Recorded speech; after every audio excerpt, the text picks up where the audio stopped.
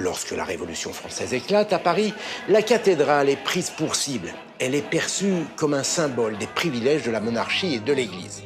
En 1793, les autorités organisent sa déchristianisation.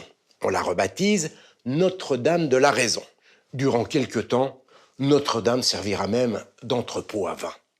La cathédrale ne retrouve son statut religieux qu'au tout début du XIXe siècle, lorsque Napoléon s'y fait sacrer en 1804. Mais derrière le faste et les tentures, l'église est en réalité dans un piteux état.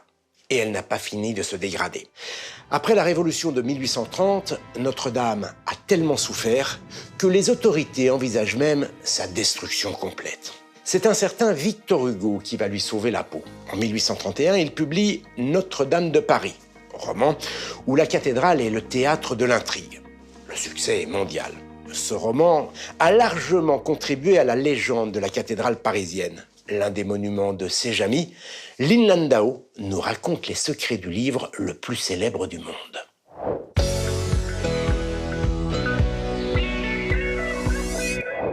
Jamy, Notre-Dame de Paris, c'est d'abord un exploit de la part de Victor Hugo. Il boucle les 2 volumes de son roman en seulement 6 mois, entre juillet 1830 et janvier 1831.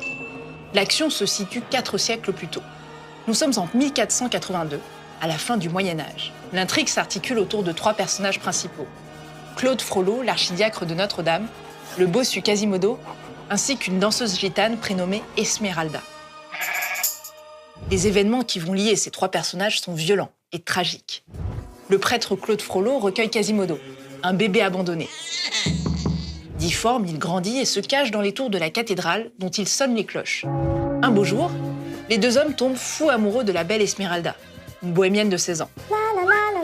Maître, voyons! Mais celle-ci s'éprend d'un bel officier, le capitaine Phébus. Et si je vous dis qu'à la fin, ils meurent presque tous? Oui, désolé, je vous avais prévenu que c'était tragique.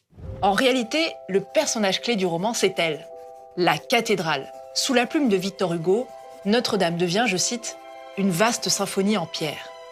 À sa sortie, le livre rencontre un succès phénoménal. Grâce à cela, vous le savez, Victor Hugo a sauvé Notre-Dame de la décrépitude.